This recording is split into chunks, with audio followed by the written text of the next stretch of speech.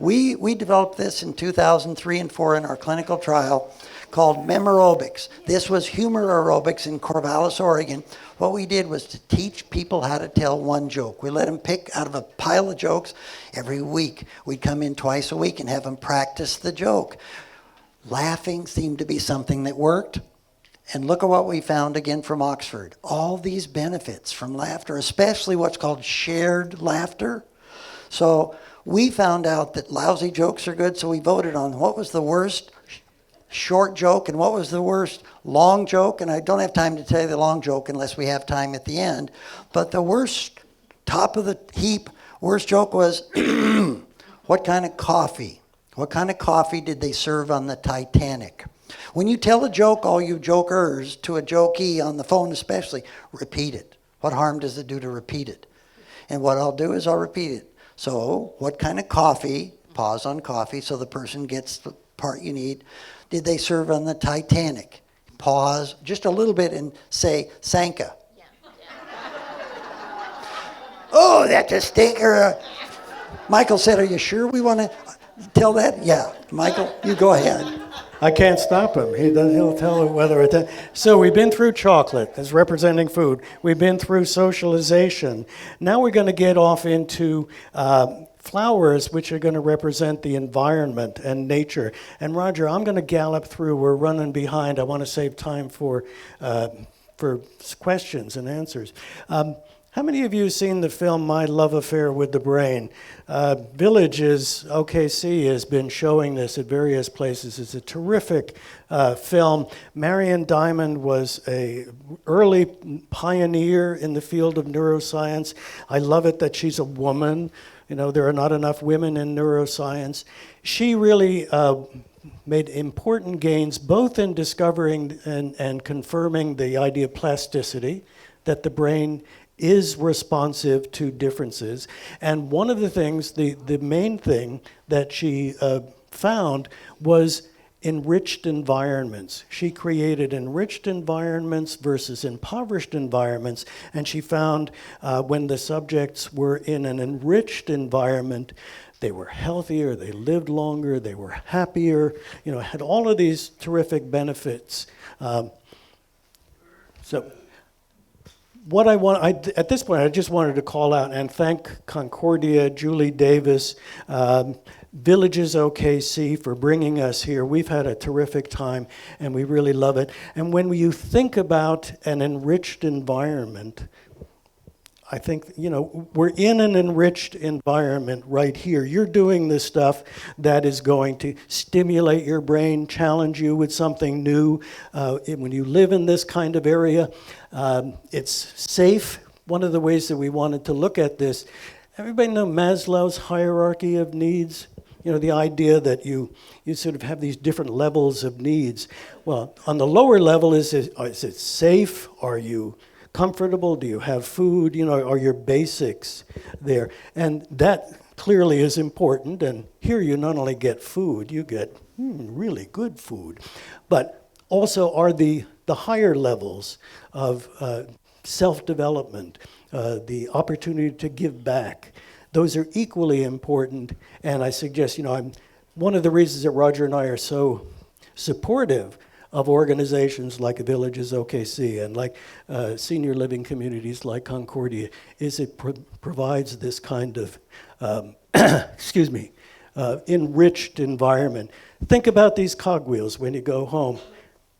How can you achieve all of these things? And many of them are easier when you're in a supportive community like this. I was telling Julie, my mother and father lived in a continuing care community, and I brought my daughters over to visit them one time, and afterwards they said, Dad, that's like summer camp for Grandma. She's like, she's got photo clubs, and she's got, she goes to the pool. So think about this. When we are working with individuals or with groups, just very quickly, we go through this MAPS process, we call it. First, you have to be motivated to do this stuff. And I hope now we're giving you some motivation to really do this love affair with your brain. Second is you have to assess what is putting you at risk and what is protecting you. So when you look at the handout, the cogwheel handout, look at the risks and the protections and figure out where are you maybe not doing as well as you should be doing. And then just do, to use Roger's word, a smidgen more each day. A little smidgen more, move in the right direction. Have a plan for it. It's usually not good enough to just say, oh, yeah, I'm gonna take yoga lessons. Well, when are you going to take yoga lessons? Where are you going to go? Are you actually going to do it on a Tuesday? Make a plan. And then there are skills that you need to sustain this, because these are not quick fixes. You can't go and exercise for a week and say, that's it, I'm good for my life. Or you can't eat good foods for one day and figure you got to sustain this over time. What do we have next? Yes, Roger. Roger's done a lot of interesting work in Portland Community College, where he was voted Adjunct Professor of the Year in Gerontology, by the way. Thank you. A lot of work on nature. Thank you. When that award was awarded to me, I went to Atlanta to really find out how the deep end of neuroscience was translated to gerontology students. I found out that communities like Concordia, the ones we work with, the consulting, we are ahead of those college classes. So getting that national award was something that gave me a platform to simply tell the stories of what really works. We've been in the trenches. We know what people are challenged. We're not in a laboratory.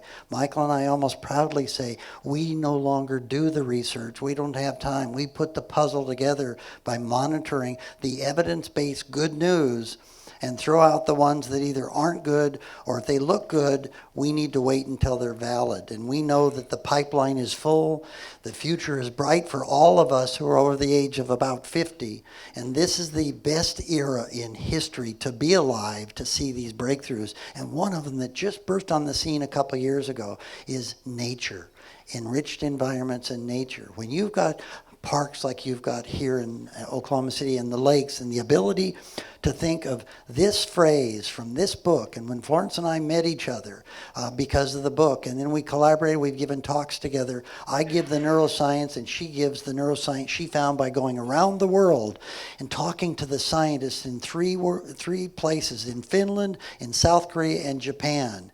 And what they found is that they not only are doing the science of the benefits of going into nature, go on a hike, or go sit next to a tree. And don't just sit there and say, okay, I sat for a while, but sit for enough time that you get the oxygen that this tree is giving off.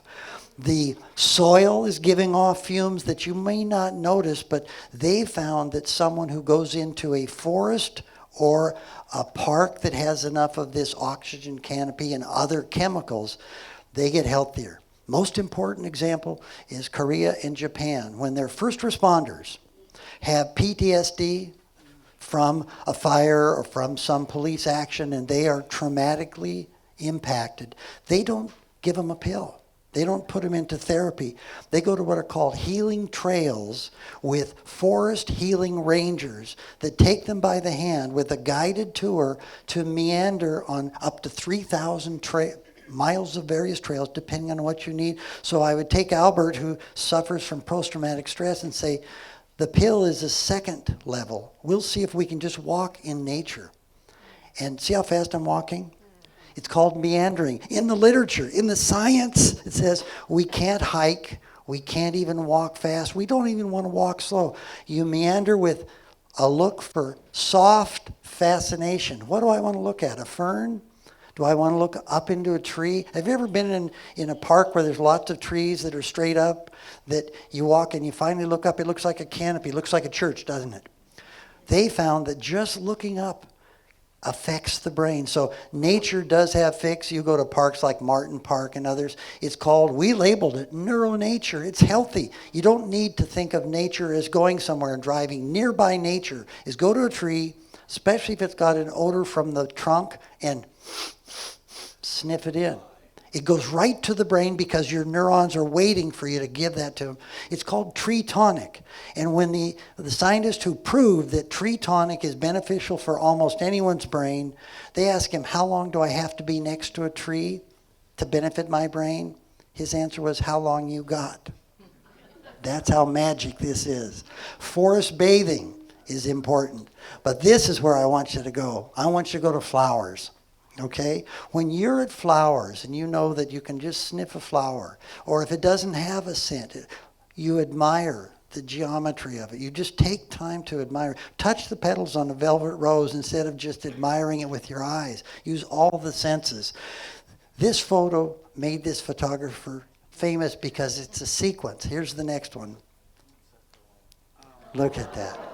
So if you take time to smell the roses or anything else, you have the chance of taking a time machine back to somewhere else. Think of the one scent that your grandma's house had outside her yard, an old-fashioned lilac or an old-fashioned this or that. When you sniff that tomorrow or next year, you're going to get the same memory of that person because of the power of nature.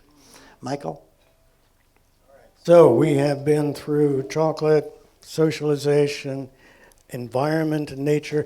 I want to circle back to this idea of longevity and quickly talk a little bit about happiness, because that's obviously going to be an important component of quality of life. The first question is, what is happiness? Everybody's going to have a different definition. We like this definition here: the experience of joy, contentment, or positive well-being, combined with a sense that one's life is good, meaningful, and worthwhile. So there are these two opposite ends of happiness. It's both the pleasure side, and that's certainly important, but there's also the meaning and purpose. I mean, that's one of the things that happens as we get older. If we retire frequently, we found our meaning in the context of work, and it's often somewhat difficult to find meaning and purpose as we get older. Joining places like Villages OKC, coming to Concordia where you can get engaged in volunteerism and working with each other is a wonderful way to find this happiness and meaning and purpose, both sides of these.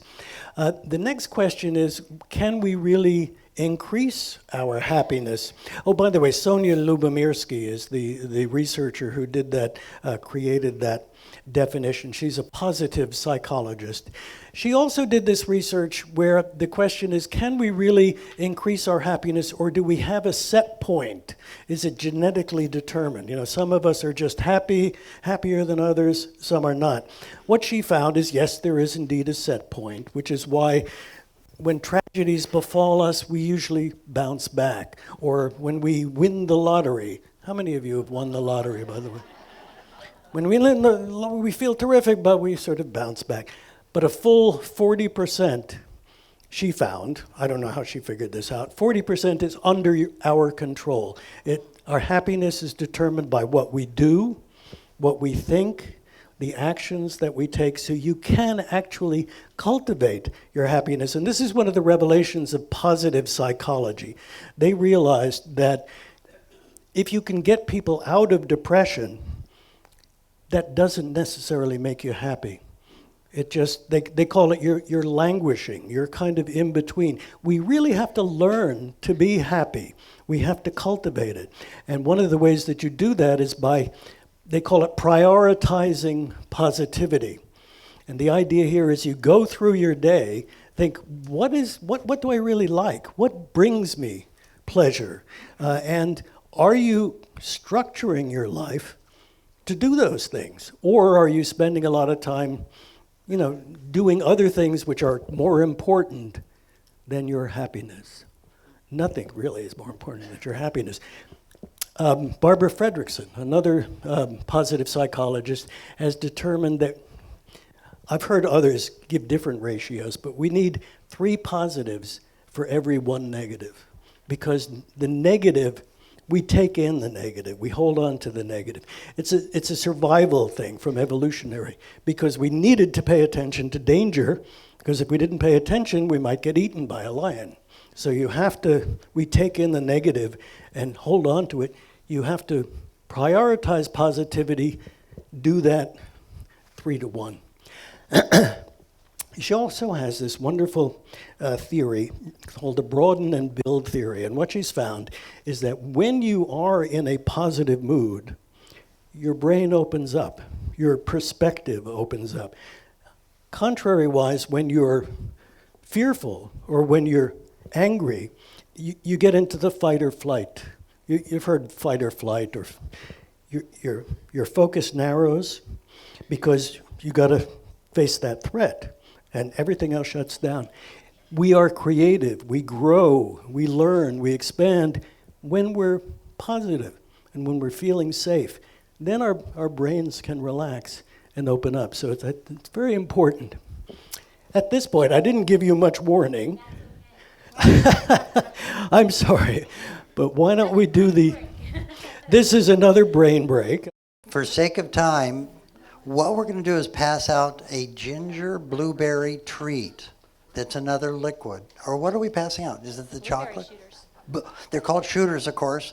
This is, again, it's a liquid. I want you to use the same taste aerobics, but I woke up at 3 this morning and got an idea that I told Michael that I would try to tell a story of some people who I met when I was in the clinical trials, and I decided to do it. I rarely do it, and I told Julie we had to change our PowerPoint at the end because I said I want to put pictures of Art Kemp and his wife Vivian in and tell a story of a couple that when I was an activity director and we were going through our clinical trials and I was trying out new things, observing, I treated them all like my one grandparent, my Nana, who died in her 90s just before I burned out as a lawyer. And what I found, and so I'm going to ask you to go ahead and enjoy this wonderful treat, tasting by looking and smelling and feeling. But this is Vivian and Art Kemp. They were not married when I first went into the community, but they were friends, but both of their spouses had died. And they were friends to a point, right after I got there, that they were in love and they decided to get married. And I remember driving the van with people over to the church and having everybody watch them join. So this is a love story. This is a love story that has these components. I want you to look down here. This is the Oregon Garden. The Oregon Garden. And let me back up. This man, Art, was a tall man, but he hunched over quite a bit as he walked. And I knew at the time that Vivian was what I now know is called masking for Art. Art had really lost his momentum for life. His memory was not as it was. He was very proud and didn't want to talk very much and didn't want to go out very much because he wasn't feeling like he was himself. So here he is with Vivian, and every time they came to an event, he said virtually nothing. And when someone asked him, she helped him answer. And we know couples like that one helps the other. And what was happening is the joy that I saw in everybody, most others, wasn't with Art. But when I played big band music at one of my ear aerobics, and I love big band music because my dad, Fritz, loved Artie Shaw and Glenn Miller and all the classics, In the Mood. I loved that stuff. And so I played it. And I loved doing it for ear aerobics as an event where we talk about the music and where were you when. Art's eyes lit up. His eyes lit up to a point that I said, I'm going to note that. So I noted it. Art's eyes were alive. I wanted to then do something, and planning for the next August. It was in the spring, the next August. Glenn Miller Orchestra still tours. Do you know that? Yeah. And they hit note for note. First I thought, I wish Dad were alive. He'd go with me. But I decided I'm getting tickets. And it was at the Oregon Gardens. That's on the picture I'll show you. At the Oregon Gardens. It's a natural amphitheater, and they've got a level place up on top, and you look over. If we could get permission to bring a load of people with wheelchairs and walkers and sit on that crest, we could be safe and we could watch the Glenn Miller Orchestra play. And so what we did was to tell Vivian that Art is going to be the target of what we call precision applied cognitive intervention. We now say we're pointing at him. He's the one, but we're going to take a whole truck or van load. So we end up going there, but I did one more thing. I had heard from Vivian when I was just chatting with her about Art that he still had his Navy uniform under the bed and that it still fits him. And I said, okay, if we asked him to put it on, would he put it on? She said, I don't know. What if we did it at the intermission of the Glenn Miller Orchestra concert? Because my dad told me that when he heard Glenn Miller, the live performance, it hit him in the heart, because at the intermission, it's followed by the salute to the armed forces. They play all four of the songs, including, my dad was in the Navy, Anchors Aweigh. So I said, if we can get him in the uniform, I think I can come up with something. So first half is over. The scene that is down here on the picture, that scene is what we saw. Now picture yourself on the edge, and I know that we're going to then take Art, which we did. We walked all the way to the van, got in the van in the intermission, sat down, and Vivian and I just asked him, would you want to get in your Navy uniform for the second half? He could have said no. He said, I sure would. Remember, he is somebody who was not engaged, but he got in the uniform, and when they both came out, and I waited for them, they both came out, he was standing like this. He walked with, I was right with him, he was in the middle, Vivian over here. We're walking through the crowd at the concessions, and I realized as I was witnessing this that they didn't need me. I kind of let them get ahead of me. It was like the dang sea was parting with people turning around to look at this sailor as he's proudly walking. So we get up to the edge here. Now see the picture up here of Art, Vivian, and that's Martha Kempthorne. Everybody in that group, when they saw him, of our group, they looked at him as he stood, just as you see there, as he stood on the edge. But the magic happened. Remember, this picture was taken at the beginning. The sun wasn't down, but it's a sunset evening event. The sun goes down during the intermission, and we've got this golden rays of suns that are just barely hitting us, and I couldn't have scripted it better. I wish I had a picture. But Art is standing there when the intermission is over, and they're getting ready to go, and they start the four songs. He stood at attention the entire time. But what happened, if you see down here the chairs, and this was 2003, the chairs are the old-fashioned chairs that squeak. You ever have those chairs that squeak? Okay.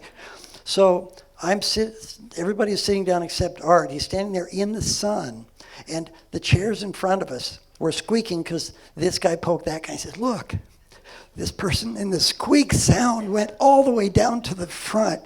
And by the time it was over, all four of the Anchors Aweigh and all of the songs got finished. Everybody applauded, but they were this group that had noticed him. They turned to him and applauded him, and he saluted them. And I thought, what did that do for his brain? I look back on that, and I witnessed something that I now know, as I study neuroscience, was a flood of chemicals. Would that have an effect for a day, a week, a month? Remember, chemicals stay in the system. It changed his life. Not only did that work, but you see this right here? This is a photo that I took because every year we took them to the nation's largest Veterans Day parade on Veterans Day in November, west of the Mississippi, is in Albany, Oregon, a little town that's about 20 minutes away. So we had him in the uniform. He knew it was going to be Veterans Day. He started participating in things. But Veterans Day was a knockout because not only did he stop the parade, but he stood in the pouring rain saluting every flag. You know how many flags there are in the Veterans Day parade?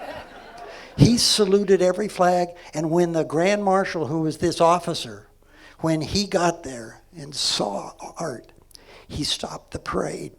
And the two Navy guys just talked to each other back and forth. And then I said, can I take a picture of the two of you? Art was interviewed by a TV station in Eugene. And the clip that we got of him talking, I wish I had time to let you hear him. He could not have made those sentences go together of how much his Navy service meant to him if he hadn't somehow been sparked by both Vivian, of course, and the love that she gave him, but also that pride in him making a comeback. So that's what we give you, is ideas to say, how can you apply that to this person or that person? Because this is a challenge. We don't want brains that are outlived by the body for 10 and 20 years. We want to have the health span of the brain match the health span of the body, and at that point, we've succeeded. Our goal is to educate the world, because it ain't a pill. It's educating everybody what to do, how to do it, and then you're on your own. You've got to figure out why you're going to do it for yourself or your loved ones.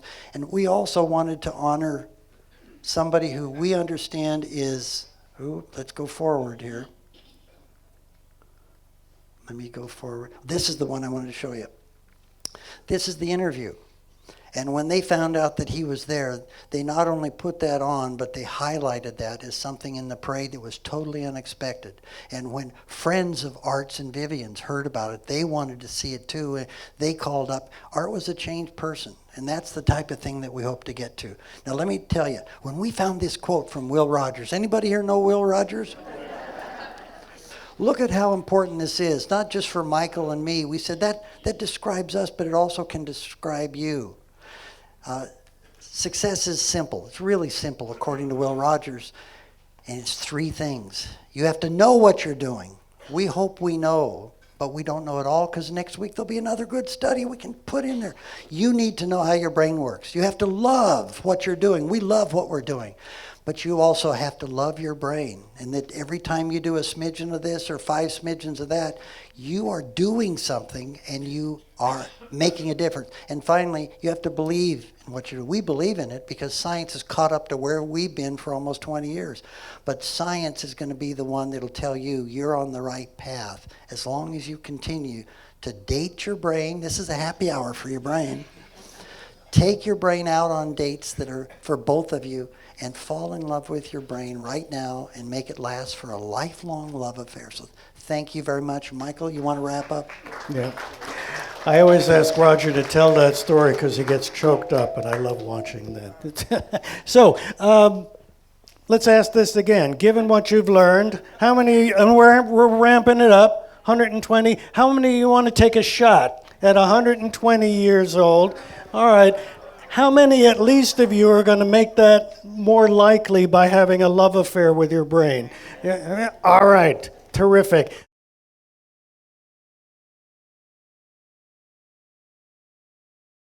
So we will answer any question you have. We're not clinicians, we're not doctors, so don't ask us how we can fix your bum knee or something like that. But if you have any questions about the brain, about anything that we've said, can you really prevent dementia and Alzheimer's? Isn't it hereditary? Part of the answer is there is one kind of dementia, early onset dementia, that is largely hereditary. There are certain people who have a specific gene that makes you more susceptible to Alzheimer's, but that's an important thing. You're susceptible. It doesn't mean you automatically are going to get it. If you do all of the wrong things that we sort of tried to articulate, you're more likely to get it if you have that gene in particular. But if you do all of the right things, you may actually outlive the degeneration of your brain and, live long enough so that you can prevent. There's a, go ahead, Roger. I want to point out that the question really was framed around, you said that beautifully, can you really prevent dementia? Yes. You may not be able to prevent Alzheimer's or all types, but dementia is not a disease, it's a symptom. It's cognitive decline that applies to Parkinson's and Alzheimer's and others. So the question until 2014 was, we really can't say, Michael and I cannot say that what you do can prevent dementia or the symptoms. We now know, we're pretty sure from one study out of Sweden that has been replicated now around the world except the United States, the finger study from Sweden. Finnish geriatric is F-I-N-G-E-R. The finger study showed that if you use 4 of our 6 cogwheels and take a group that is an older group and have them really change their lifestyle for 2 years by coaching, having them coach, little changes but make them sustain for 2 years, then take the trainer wheels off, they have changed their mindset, they've changed their lifestyle, and they changed their cognitive decline. So they prevented. When she presented at Copenhagen, the headline was, quoting her, "We now know we can prevent cognitive." The can is important. Not you will, but if you work hard. Michael talked about the protein. Some of you will know that a protein is a hallmark with a higher risk. So let's say I have the hallmark and you don't. Life ain't fair that I have to do more than you, but at least now I know I have to work a little harder. So your choice, if you have that susceptibility or you think a relative died of Alzheimer's, which may not be true, but what if it is? It just means that you have to decide to do something or nothing. What are you going to do? Just nothing? Do 4 somethings because you have that in your background. The only downside is you might get a lot healthier and not have that gene. Michael? Told a story on the radio show. I'll get to you in a second. Good interview. We told a story. There's a famous nun study where they studied nuns up in Minnesota. Was it Minnesota? And Kentucky? Oh, it was in Kentucky. Okay. There was one nun that they tracked for her whole life, and one of the things that the nuns did was they volunteered to allow them to autopsy their brains after they died. Sister Bernadette was always acing her cognitive test. She was at the top level throughout her life, and I think she lived into her 90s. When she died, they autopsied her brain, and it was full of the plaques and tangles that are associated with Alzheimer's. You've heard this before, you know this. And it was the brain of an Alzheimer's patient. They could not figure out how did this woman escape Alzheimer's. Eventually, what it led to was this reserve theory and the idea that certain people, and probably Sister Bernadette, lived the kind of life that built up reserve brain cells, more brain cells, so that when some got compromised, other ones, because of the plasticity of the brain, could take over for it, and also cognitive reserve. She didn't have one strategy for doing things. She had 4 or 5 different strategies. So if the one strategy got compromised, she had all these other things. So even though she had all of the symptoms of what people associate with Alzheimer's, she lived a happy and healthy life. Education is one of the things, and it's not so much having the degree, it's challenging your brain and being open and, it's novelty and keeping that going. So that's a great question. Thank you. You had a question. There are 2 things that happen. Interestingly, since I've been wearing hearing aids, my hearing has gotten better. And it's because there are 2 mechanisms that are at play. One is the follicles in the ear that get sort of destroyed over time, but it's also the part of the brain that has to process the sound. That's still working, but if it's not getting any input, it'll shut down. And that's what was happening to me. So when you can reintroduce quality input through the hearing aids, the brain will wake up again and say, oh, I didn't realize you wanted to hear. Oh, fine, Okay, Michael, let me add in here, because I've known him, worked with him since 2007, and I noticed as soon as he got the hearing aids and said, just a minute, let me put my ears on, that he is not only sharper, and he was always sharp, but he's able to hear me because my voice is failing over the ears. That's a real bonus. But I really want you to know that Michael's point that when your brain atrophies from lack of hearing for a week, a year, a month, it does affect your cognitive abilities, but it doesn't kill the neurons. They're just buried under years of dust. And so as soon as you get the hearing aid and it says, oh, it's you again, your brain will then rewire and it'll get the dust off. So you'll make a comeback like, okay, I'm riding a bike. I did that before. So if you got a loved one who says, oh, I hate hearing aids, I can't hear, they've adjusted to a silent life that is going to lead to an isolation, and shortening of the joy of life is tied to hearing almost exclusively to people who refuse to even try something. So fight for your hearing is fighting for your memory as you age.